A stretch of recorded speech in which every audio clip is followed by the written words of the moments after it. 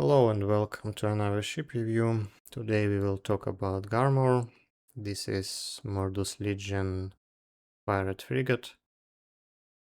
Probably the most controversial frigate in the game.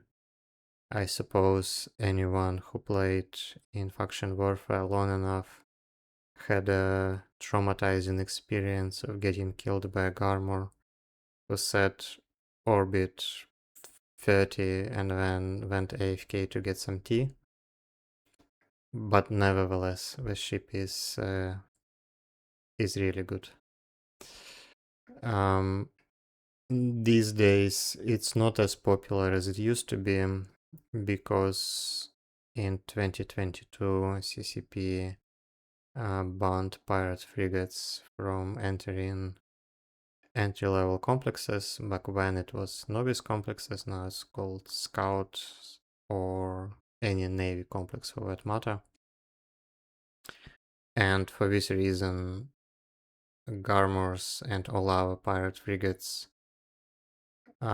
just do not have that many targets in faction warfare anymore.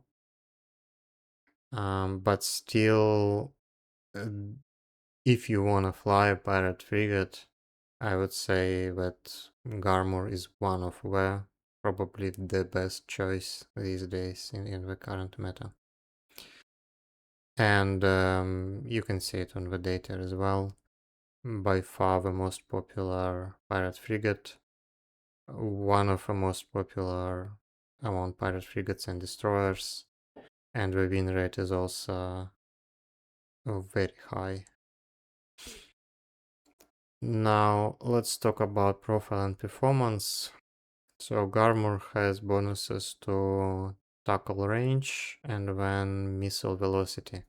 Missile velocity means essentially missile range as well. So it points towards kiting. You can imagine a ship that uses light missiles and tackles from a very long range.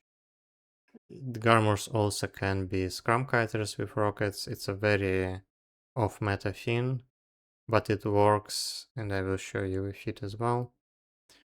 And you can even fit them as a strong anti-kiter since you have bonus to warp scrum range.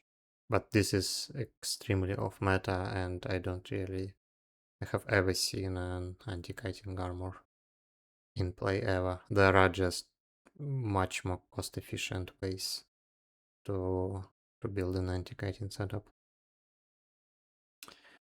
In terms of the engagement map, you can fight pretty much anything as long as you are not caught on the warping.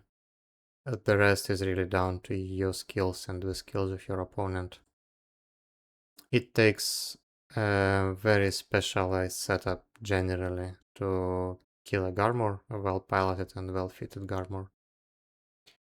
So your engagement profile is pretty much anything. You can also tackle most cruisers as well, because cruiser it will be quite challenging to clear a Garmur if you are in 1v1 situation.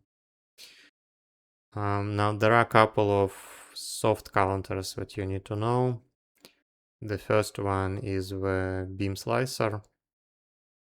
Beam slicers have better tank to DPS, and the control is similar, so they are quite likely to kill a Garmur if both sides know what they are doing. And another common soft counter is Tick 1 long range destroyers with bonus to tracking. So these would be artillery thrasher and beam coercer, in particular when they are in position. So these ships will be able to apply damage to Garmur even at the extended point range. And if you can apply damage to Garmur, you generally win, because Garmurs just have a fairly poor tank to DPS. One final point regarding engagement map. Garmurs also really good at fighting multiple opponents, since you have such a long DPS range and a long tackle range. So you can kind of fly around and try to kill some stragglers around the gank. Very strong ship for this role as well. Okay, now let's look at the main feats for Garmur. Okay, so I will show you 3 feats for kiting Garmur and 1 feat for the Scrum kiting and rocket Garmur. We will start with the most basic feat, and I think this is how Garmur was supposed to be fit when TCP designed it, but when of course people started to find a ways to optimize this this setup. So you have light missile launchers for kiting, micro warp drive obviously, tank as medium shield extender, and when you have warp disruptor, this is your main tackle, and you have warp scrum, this is your screening tackle. So let's say when you fight against an anti-kiter and an anti-kiter comes close to you, since you have bonus to both warp scrum and warp disruptor, you generally can screen him long before the anti-kiter even reaches a web range. So your scrum goes up to 18 kilometers, and the typical web will only go up to 13 kilometers. So it's literally impossible for anti-kiter to get a tackle on you if you know what you're doing. And the rigs deserve some special attention. So the problem with Garmur, as with any other pirate frigate, I actually think that CCP eventually will fix it, because it's a really legacy feature that exists for like more than 10 years. Basically, all pirate frigates have terrible lock range. And since you want to kite at a fairly long range, your tackle is like 40 something, 46 kilometers heated, you need to extend your lock range to match your tackle range. And in this setup, since all of your mid slots are occupied by control and tank, you need to dedicate rigs. So ionic field projectors are rigs that extend your targeting range. And as you can see here, with 2 Tech 2 rigs, so targeting range is 57 kilometers, which is more or less matches your DPS range. This is with Navy rockets. And when the remaining rig you can use for additional speed and agility. And when low slots are essentially whatever is left, you have enough space for 1 BCS. When you need power core to fit the medium shield extender, without it, as you can see, it does not really fit. And then obviously a nano for more efficient kiting. So this is the baseline. And when people started trying to make it better.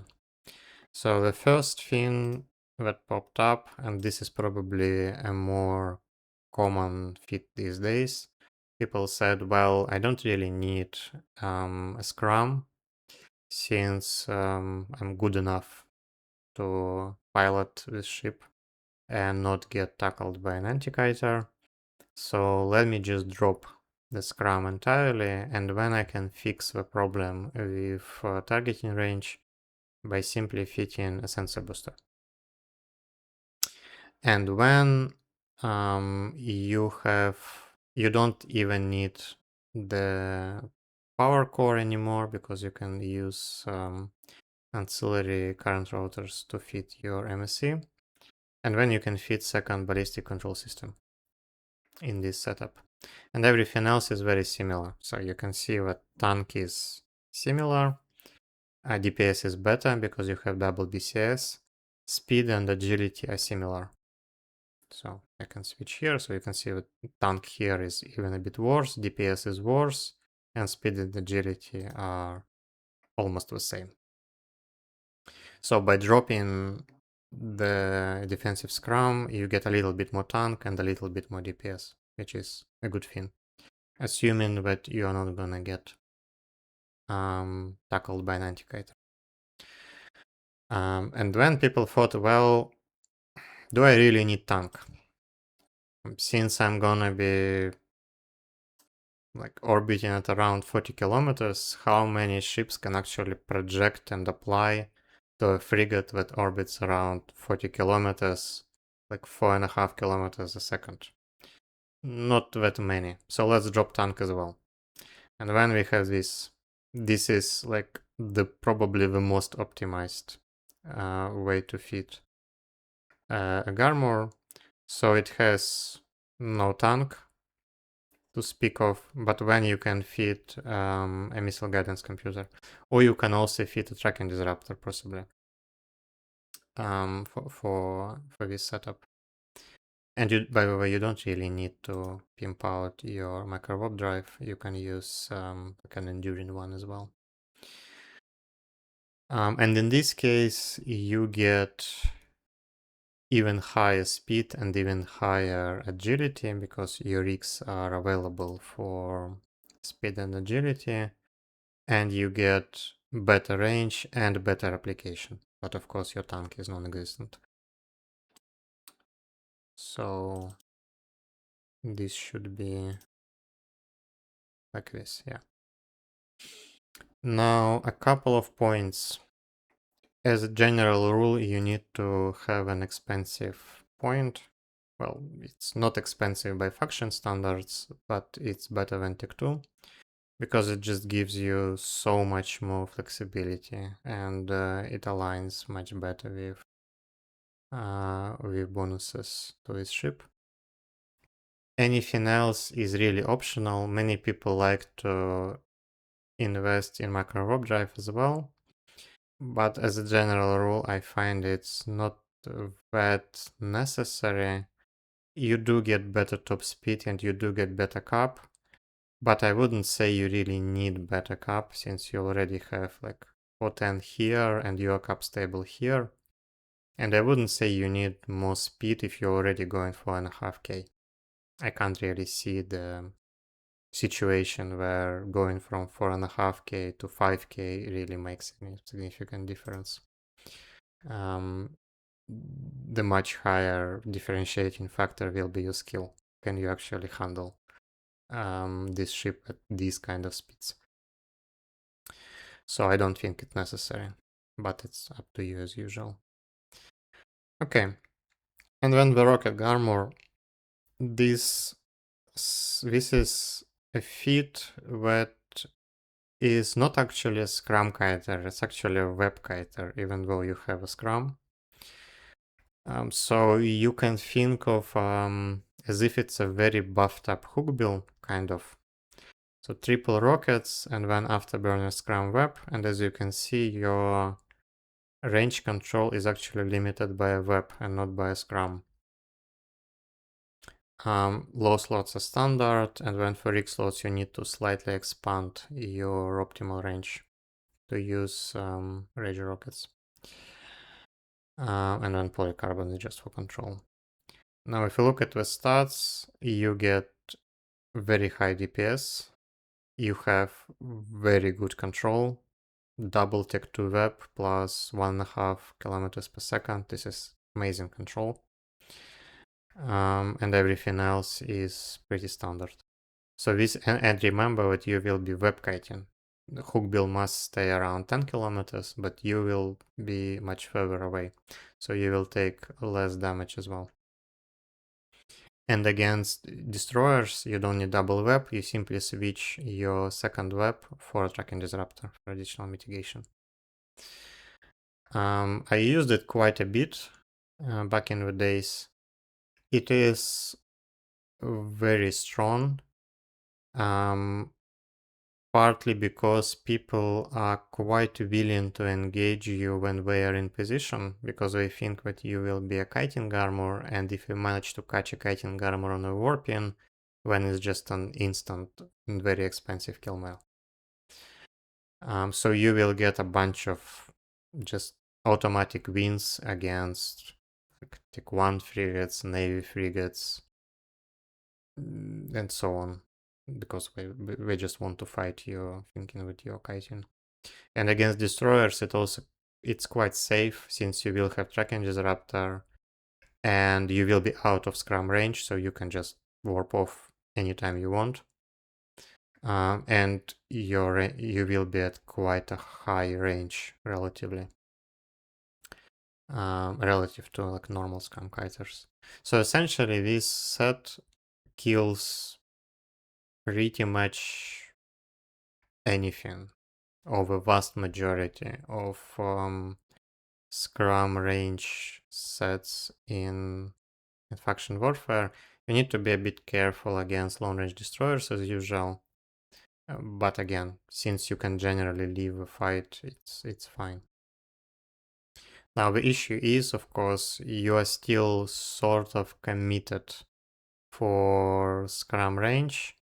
People will be very willing to set up traps against Garmurs because Garmurs usually have some expensive modules and the ship itself is quite expensive. So I'm not sure about the ultimate cost efficiency. So you will get a lot of kills, but whether or not it's really worth it to spend like 90 million on a frigate that will just essentially do what Hookbill does, just much better, is up to you.